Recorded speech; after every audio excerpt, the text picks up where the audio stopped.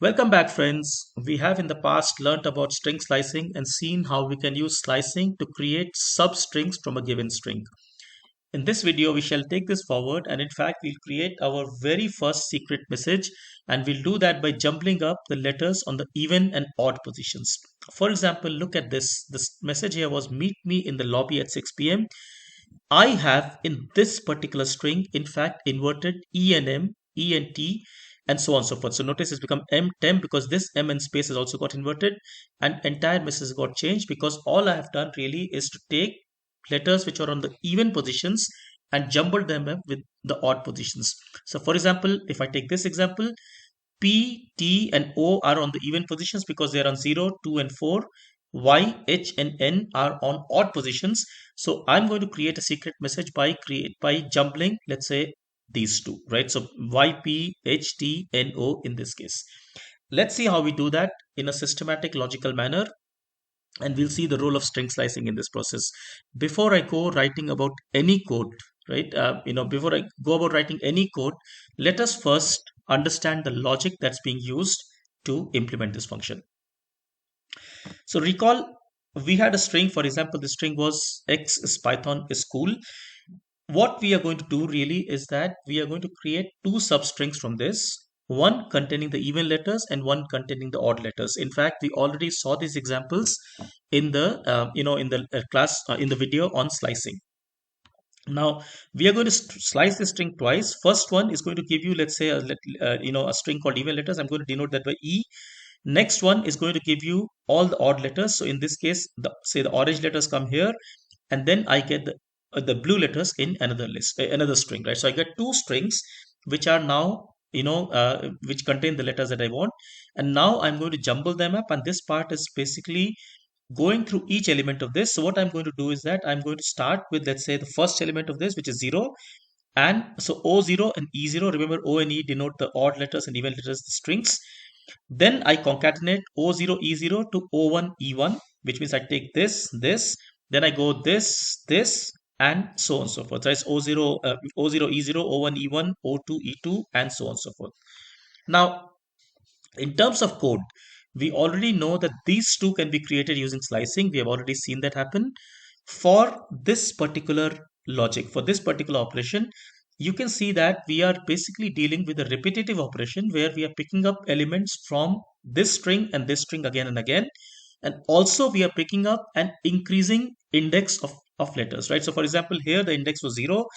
Next, the index became 1. Next, the index became 2. And we keep on adding it to the original string. I mean, the string that we are forming, right? Now, what I'm trying to get at is that we are doing a repetitive operation along with a variable which keeps increasing up. And if you are, if you just connect the dots, you will realize that this is perfectly a use case for a for loop, because for loop is basically a repeat loop with a variable.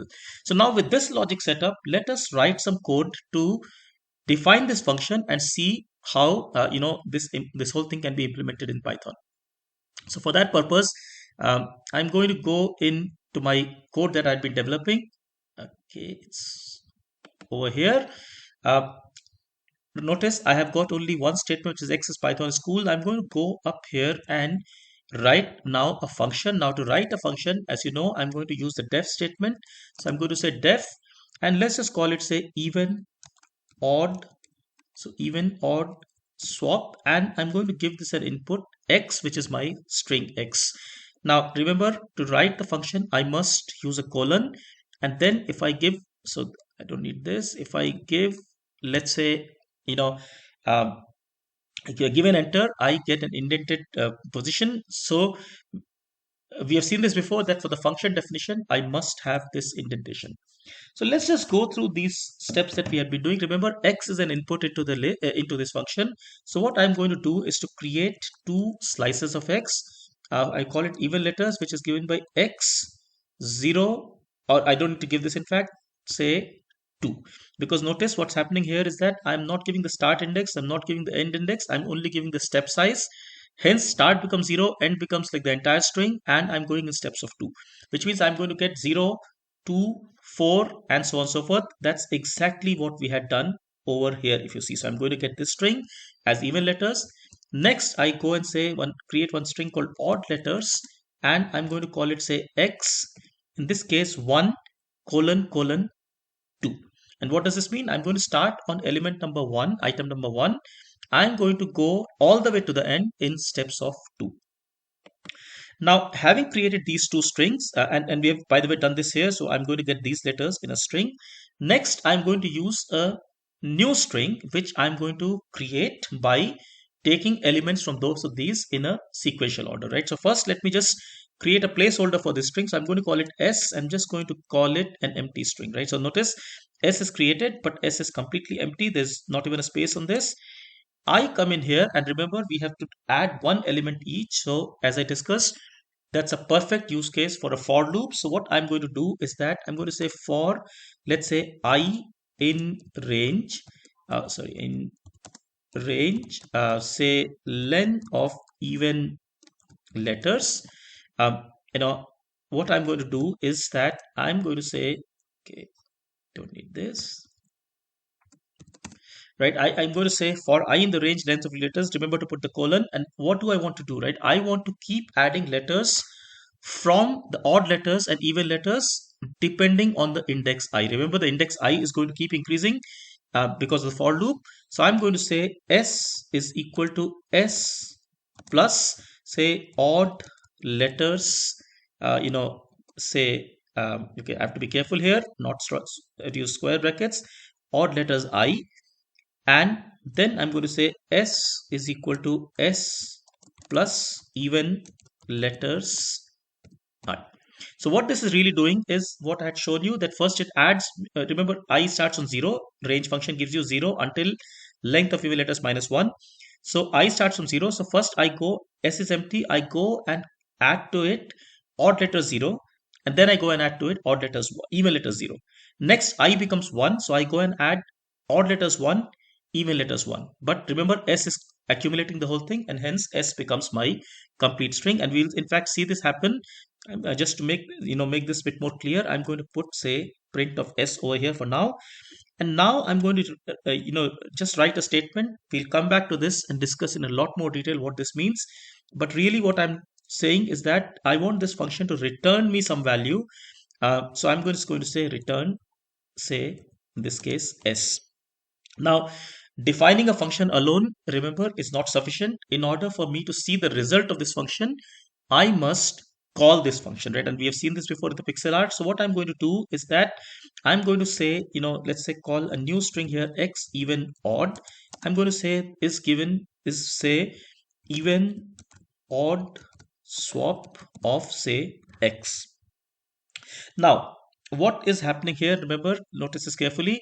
I am calling the function after I have defined it, which means it's fine. And this function is going to get evaluated when I call this, right? So basically what's going to happen, and we'll come back to this particular point later, is that first I'm going to have my string X getting assigned to Python school. Next, I call this function, and all of this will get implemented, right? So first, let's see this working. In particular, the evolution of these lists, of this list, say S, right? So if I run this code now, notice what happens is I get YP because my string was Python is cool. So my even letters, if I were to just look at, let's say, X, say hyphen colon colon 2. If I did this is my even string. And if I look at 1 colon colon 2, this is my odd string. It's really YHNI space OL, right? Now, when I started creating the S, I'm doing letters from the odd string first, and then to the even odd letters, and then the even letters. That's why I get YP, then I get YPHT, and it gets added on to the same string because I'm doing S equals to S plus something, right? And since I'm printing it here, so you can see the evolution of this string. And that's exactly the picture that I'd shown you earlier. That's exactly the code that's going on, right? Now, obviously for future usage, I'm going to remove this S over here. But, this print from here because I don't need to. But there is two things that I want to talk to you about. And these are both very interesting, very, very important. Number one, why is it that this plus operator really works? What does it really mean in this case? I mean, remember previously we had done something plus something, and that used to add these two. But what is going on over here? Well, really what's going on over here is that we are using the plus operator for strings. And because remember, S is a string, even letters is a string, odd letters is a string, right? So we are using plus sign for a string. And when we do that, it turns out that the plus sign, in fact, works like, let me show you, the plus sign works like join apple banana in scratch. So when I'm giving, in scratch, when I did join 1 3, it used to give me 13. It what looked 13, but it was really string 1 3. So when I'm doing a plus in Python, it's really joining apple banana.